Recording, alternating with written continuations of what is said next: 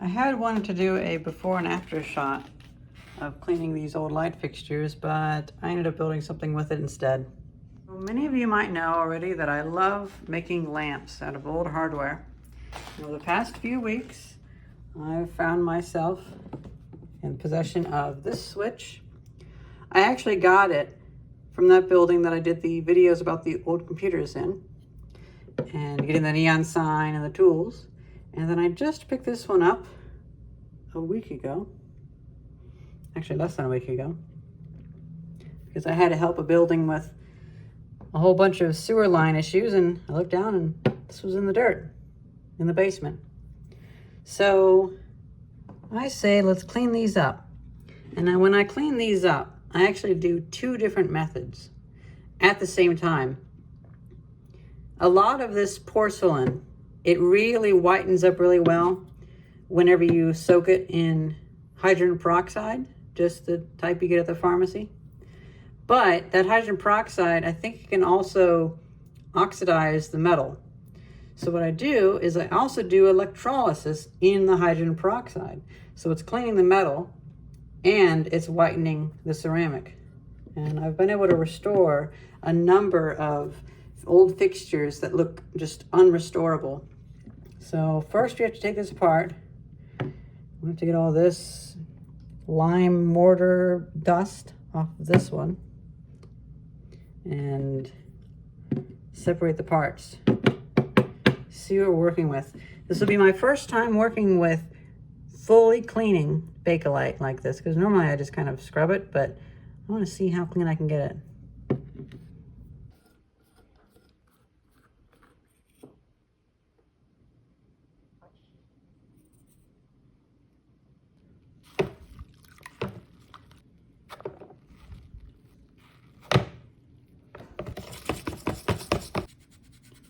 I'm pretty much done with the thick bristle brush.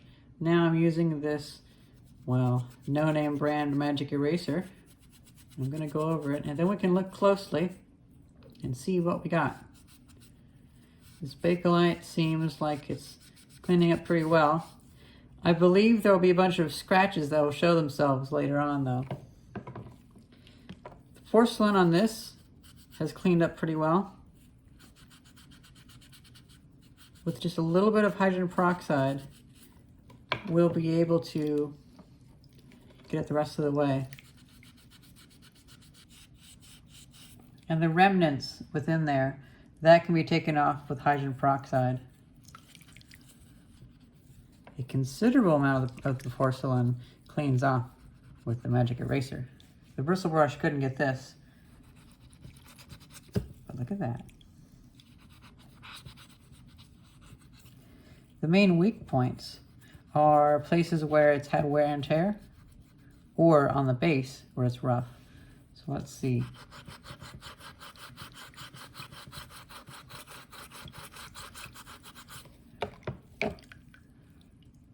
Not bad, not bad at all. I dare say you wouldn't even need to use the hydrogen peroxide. But the hydrogen peroxide works pretty well just to clean it up a little bit.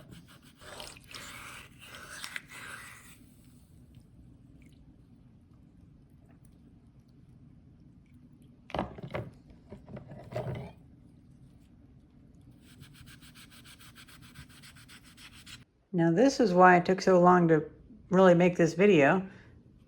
I had to make this universal power supply first. 3 volts.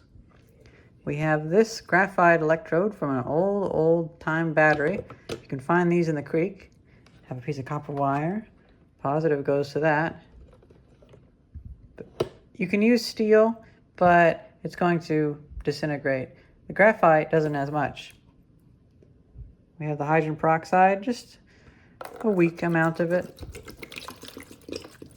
Now the hydrogen peroxide will get into all these pores and it will bleach out all of that gunk in the ceramic. However, it will attack the metal. But if we just have a negative charge, I know I'm using a red lead, but it's connected to the black lead. If we just have a negative charge, then that will mean that just with a little bit of electricity, it will actually use electrolysis to reverse that. So we can be whitening the ceramic while we are protecting the metal or even reversing the rust. Now with light fixtures, you have, well, at least two connectors. You have this piece, then you have this piece. You have the inner piece and the outer piece. And you need to connect them together. That way one of them doesn't get sacrificed or corroded or anything. Now, we could use a little bit more water. You can see a little bit of bubbling. I've faced it in the direction of this. The hydrogen peroxide will work in any orientation, but the metal on this side, facing away from the contact, it won't have as much of a reaction, so it'll only be protected. But I really want to reverse the rust or the oxidation on the aluminum screw threads on the inside, so I'm facing it towards that. Now I only have this at 3 volts, so let's go voltage setting.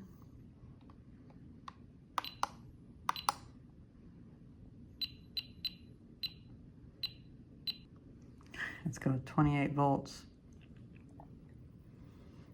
Only using 1 watt of power. A lot of times people will add salt to make it run quicker. It'll be more conductive, but we don't necessarily want to go very fast with this one because we're also wanting to have it in there for a while to clean the porcelain. I moved it closer, changed the clip orientation, and we're pulling 1.1 watts. And we shall let it sit. Or actually, I guess I could grab another alligator clip and get this one going too. Now what's nice about switches is as long as they're single pole switches, like this, these two are disconnected, so you'd have to wire across each. But if you just make it on, both sides are connected. You only need one. And with this one, I'm not necessarily going to be cleaning much more than just the screws. I don't need anything shiny inside of there. The oil inside of the switch actually is preserved pretty well. So I'm going to face a little further away and face the screws towards that. And the screws, well, there's some gas on them, but some bubbles on them. We'll see if they make new bubbles.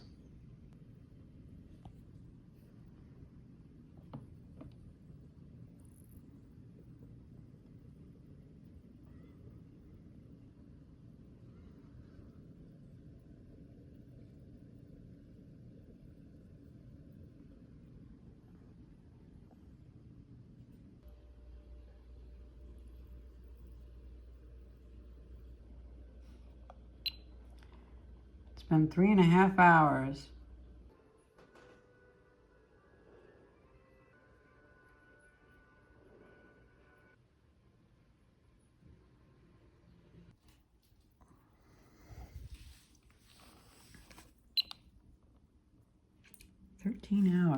Okay.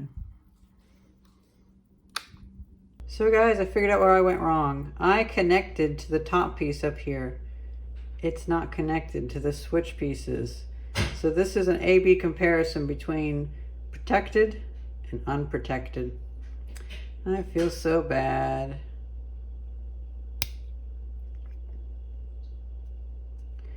Yeah, so I wasn't actually protecting the metal. I should have tested the contacts. That did clean up a little bit, so there must have been some connection, but only a little bit. This part though, it definitely got a bit of damage. I should have unscrewed it. I find it interesting that the copper bubbling up on this one actually seemed to embed into the porcelain. The porcelain did clean up really well from the hydrogen peroxide though. It's a shame it's so difficult to separate this. I didn't have the voltage high enough to actually clean this though. Well, what we should do now is at least do something simple. Clean this up. A little bit of salt. And some hot water.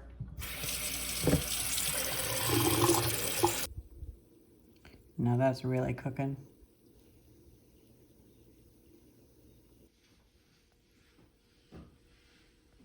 So these have languished for a little bit as I've gotten very busy with work, but it's given me time to think about how to actually deal with this.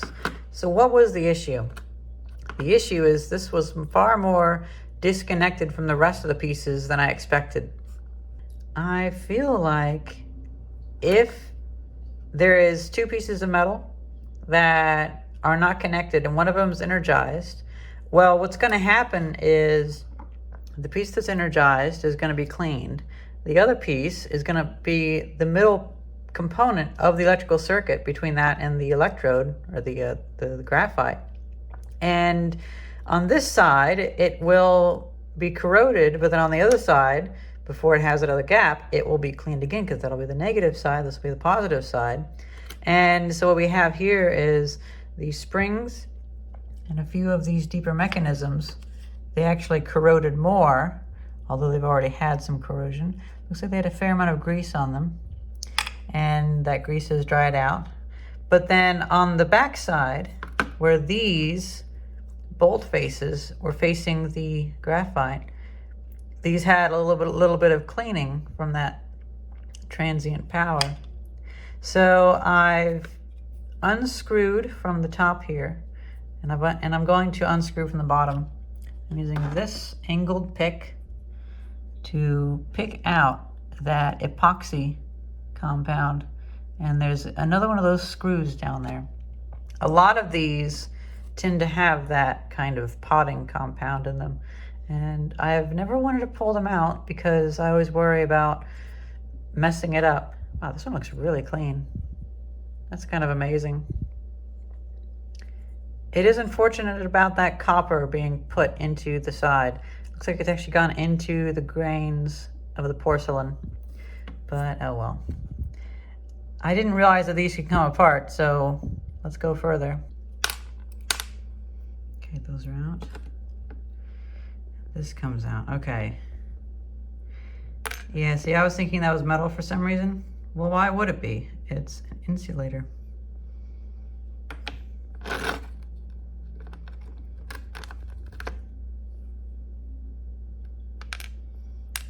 This needs to be cleaned up. I have it submerged in some high strength degreaser. All the little bits and pieces. This actually cleaned up really easily. So I'm thinking there was a little bit of electrolysis gone wrong, but also a lot of grease on there, dielectric grease, that went weird in the hydrogen peroxide. What's nice is I recently found a utility worker's tool bag, and that had 2 tubes of dielectric grease in it, so we can put that in there. Finally, time to put these back together, and I happen to have this on hand, so I scraped away some of that rust. We actually did a pretty good job taking most of that rust off with the electrolysis. Just a little bit longer and that would be fully cleaned. I happened to damage the cord on my wire wheel at the workshop. So, you know what? That's good enough. Later on, if I use it, I can give it a brush with the wire wheel, but that's actually a pretty clean surface.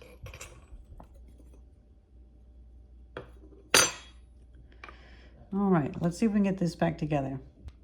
And I realized, since this is so corroded from, I believe,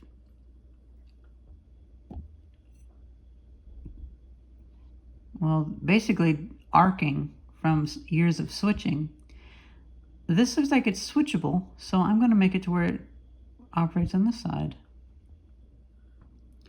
Now, which way do we go? This goes into here.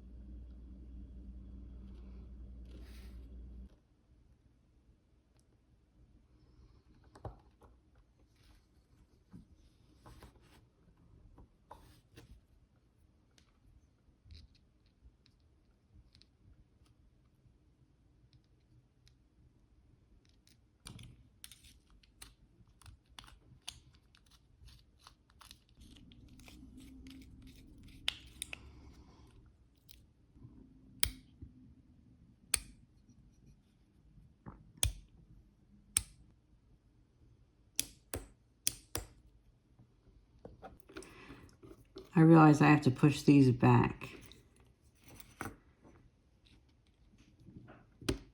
And now I go in.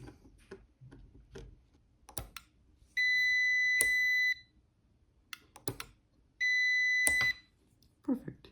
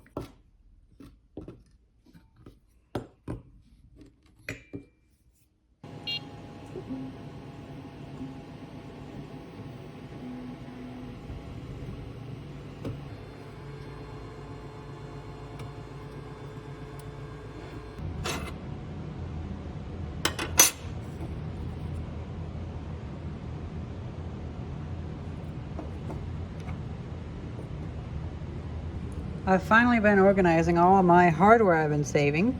This has been at the bottom of toolboxes and trash cans and all sorts of stuff that I've been finding. And I've settled on this. These 2 screws for this, and this for that. And this will be just screwed down like so. And the wires will go over here. And maybe we should hold down the wire coming into this with that. That might be good.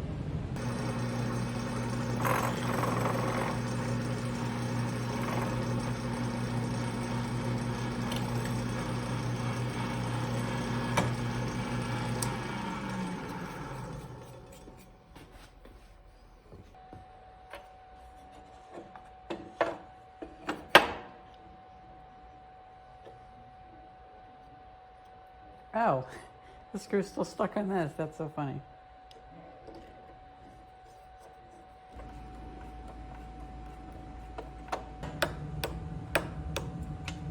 I like this. It's kind of cute.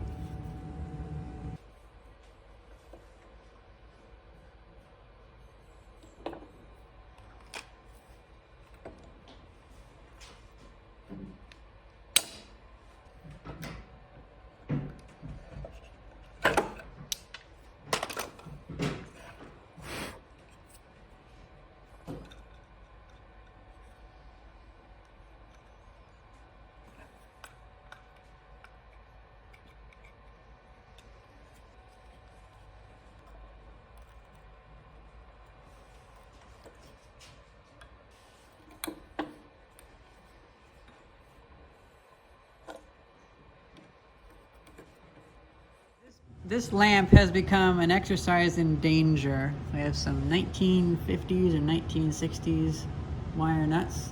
We have some 1930s wire, some old switch, maybe 1950s or so, because it's probably not super old. It's aluminum. Maybe 1930s light fixture. And I think what'll round this out is building a cage around this.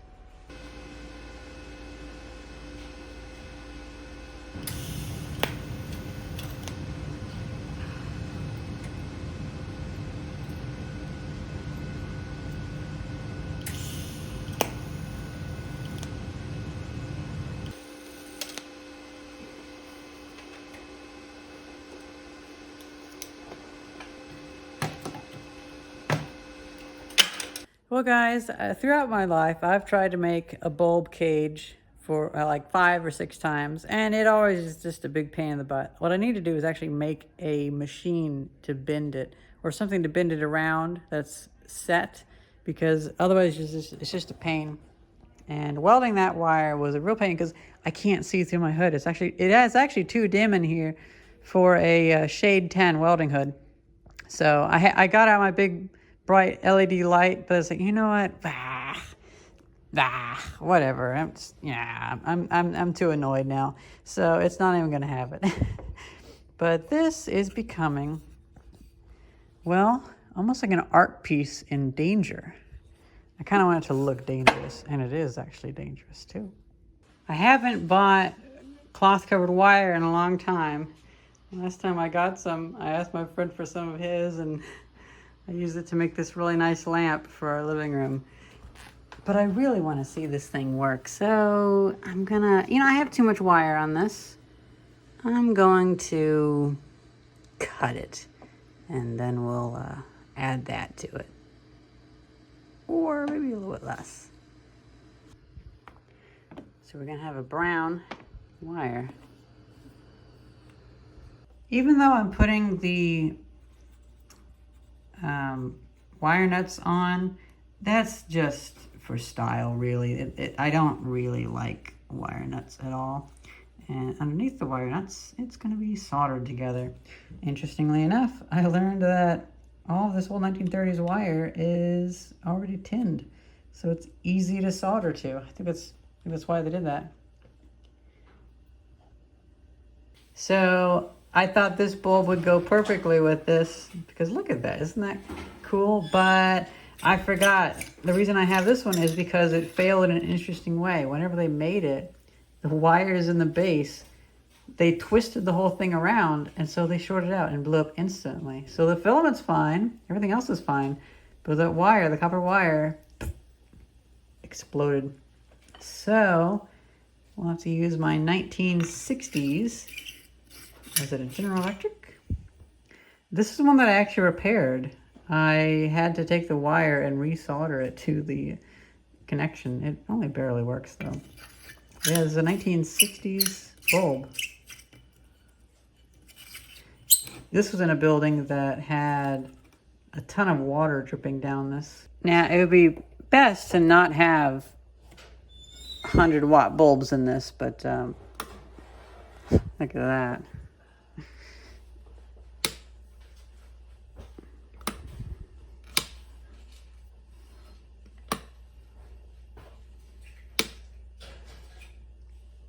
It definitely works. It's so funny that this old bulb still works. Now, I'm not going to turn it on, but this is our 90-some-year-old light bulb that we have that still works. I don't let that thing go above like 70 volts. And doesn't that look cool?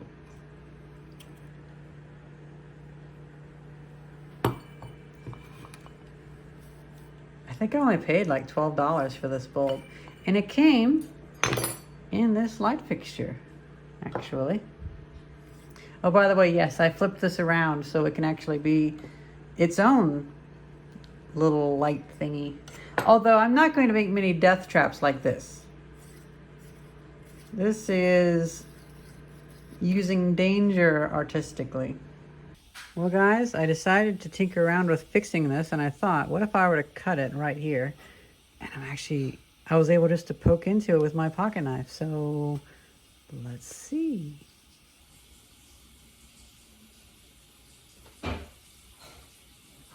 Look at that. It has fully vaporized it. Those are the wires right there.